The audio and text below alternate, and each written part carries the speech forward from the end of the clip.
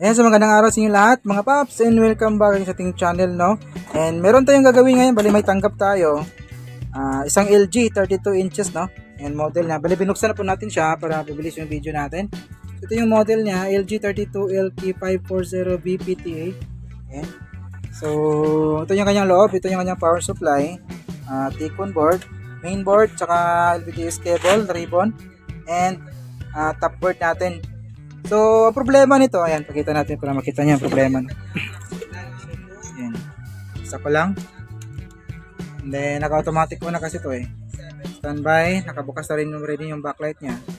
Tingnan natin yung display.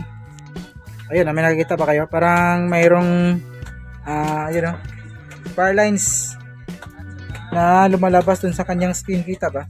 Ayun o. Ayun o.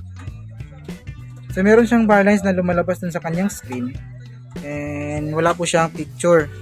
So gagawin natin is syempre mag voltage checking tayo dito sa kanyang T-con board para malaman natin kung ano yung kulang, ano yung mga voltahe na meron. Yun ang pinaka basic kasi kapag technician is voltage checking.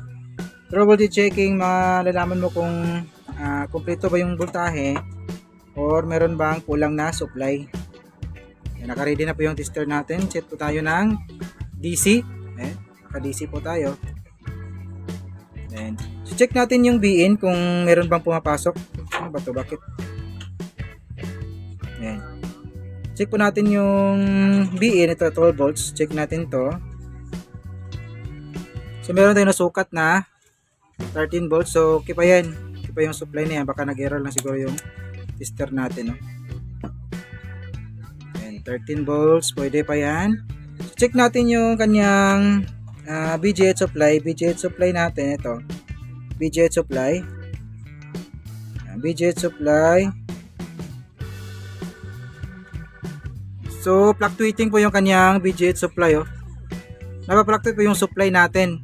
Yung BGH, meron siyang 27, 26, tapos bumabagsak siya pa, bago-bago yung kanyang supply. So, ibig sabihin niya, napapluctuate po yung supply natin. Dito naman tayo sa may BGL natin. Tingnan natin yung BGL. Ayan, BGL. BGL natin, pag mga ganito, LG is, yung kanyang BGL supplies, negative 5 volts. So, meron tayong nasukat na negative 5 volts, pero napapluctuate siya. Bumabagsak siya ng 3, 2, ayan, balik 5, 2, and yun nga, napapluctuate yung kanyang voltahe. So hanapin natin yung iba pang supply dito. Itong BDD na 17 volts, 15 volts. Yun na. Meron naman siyang 15 volts na lumalabas, oh. Pero bumabagsak nga lang.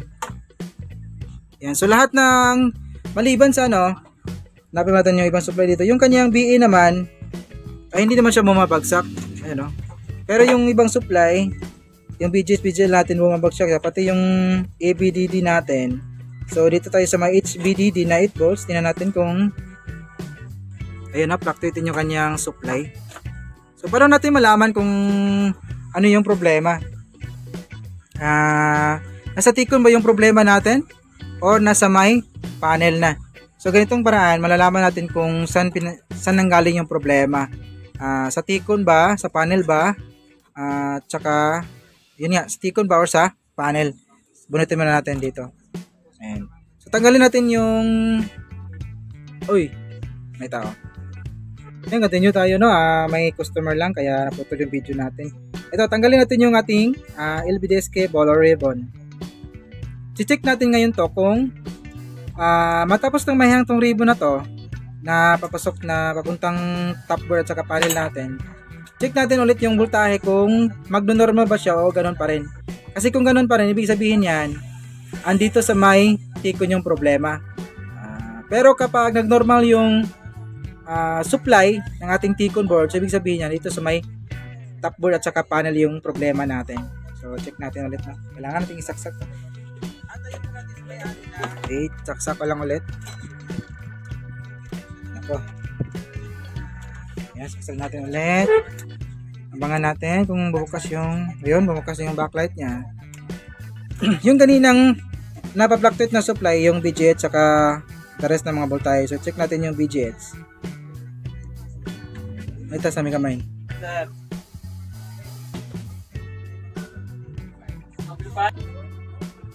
So ayan, tutok tayo sa may BGH natin. So tingnan nyo yung BGH. Ayun, nagnormal yung supply ng BGH natin, di ba? Kanina fluctuate yan, ngayon steady na po siya. So tutok ulit. Ayun, 27 na po yung kanyang supply, normal na.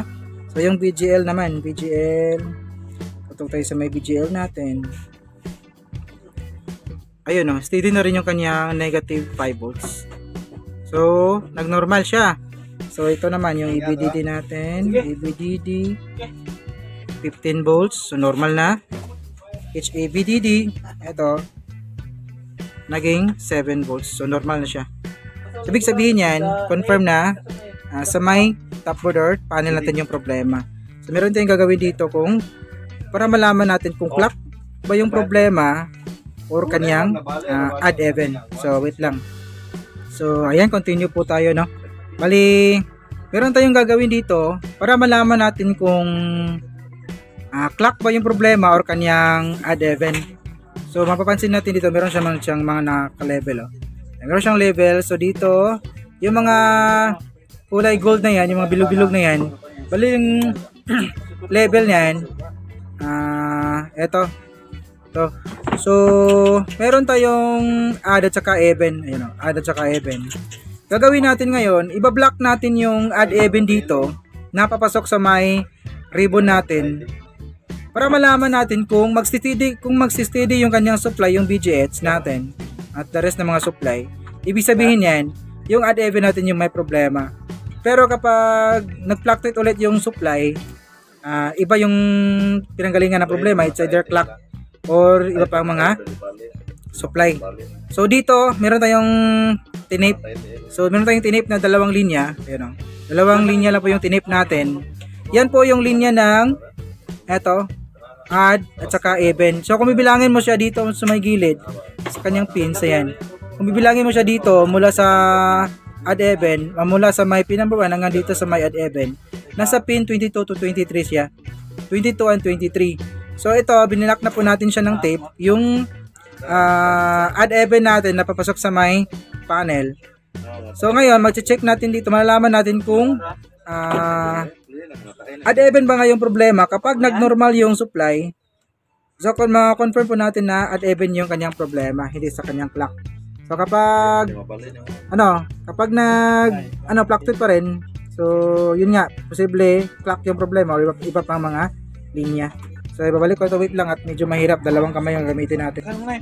Ayan, so naibalik na po natin yung ribbon natin, no? Nakaka-block na po yung pin 22 at saka 23. So mag-voltage checking ulit tayo. Mag-voltage checking ulit tayo kung para malaman natin kung steady ba or fluctuate pa rin yung ating supply. So saksa ko lang. Standby siya. Lumabas yung backlight. So check natin yung BGH natin. BGH. Ayun, kita nyo ba? Nag-normal po yung kanyang supply 27.